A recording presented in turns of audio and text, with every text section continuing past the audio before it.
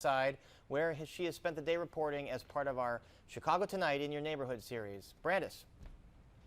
In Paris, as promised, we're joined now by Quentin Curtis. He's the co-founder of the Black Fire Brigade, as we mentioned, headquartered here in Ashburn. Quentin, thank you for joining us. Of course, earlier we talked about the Asian Carp Challenge. Briefly, tell us what your participation is in that. Basically, with the Asian Carp Challenge, we're going to give away free Asian Carp burgers this weekend from 12 to 2 p.m. It's free, so all firefighters in the whole community, so please come by and get your Asian Carp burger. Free Asian Carp burger for everyone. That's it, for everybody.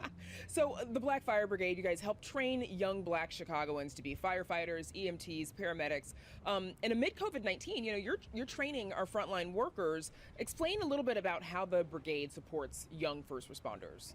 Well, I think it's really important that we support them all. They're 100% of the future. We've put 332 kids through this program, 80 single moms and 6 homeless kids. So it's really important how COVID has. We've continued to educate during COVID, because if we lose first responders, we need to know what to do in that event. So how are your students handling working in the medical field during this time of crisis? I think it's been a kind of twofold. It's been exciting and it's been challenging at the same time. But through it all, we've had a couple of students that contracted COVID, but now they're back. They got down and now they're back on the front line working. So those students, obviously, they recovered and they're back at it. That's correct. How's the pandemic changed your programming and also how you sort of administer your training? It changed it a lot. We got really big into PPEs, proper donning and doffing, a lot of family safety, a lot of cleaning, a lot of disinfecting. So it played a major part.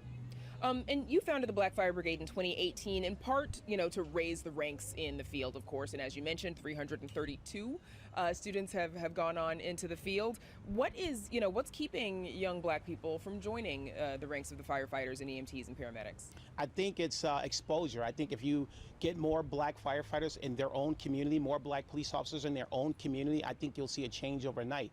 One of the biggest things is they're not exposed to their own community. We're not their heroes. When they come, they see other people, other nationalities coming into their house. When they start seeing us come into their household, it's going to change and reduce crime in the city tremendously. And we often hear a lot about the need to increase Black people in the police force. Why is it important to do the same thing in the ranks of firefighters? There's a huge trust issue, and one of the ways to correct that is everybody likes to talk to their own people. They like to talk to people that they can relate to.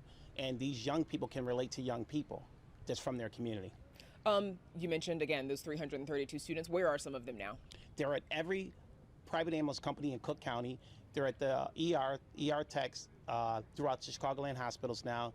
And one thing I just want to mention real quick, we've had our first student that finally switched over. We started the police part of it, finally switched to the Cook County Police. Okay, congratulations on that. And also the location where we are right now, this was the original Black Fire Brigade location where you used to do the training.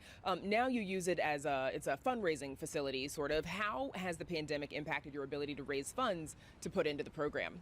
Very challenging to raise funds. We're looking for anybody who can help us raise more funds to get more kids through this program.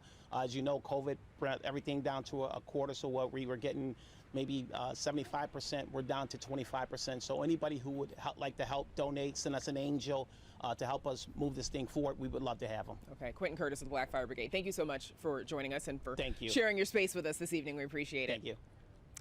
And Paris, we'll be back to wrap it up with you in just a little bit. Wait, Brandis, one question for you and Quentin. How do you take your Asian Carp burger? Quentin, quick question. How do you take your Asian Carp burger? Cheese, bacon, fried egg? Rare, medium rare? All right, well, medium.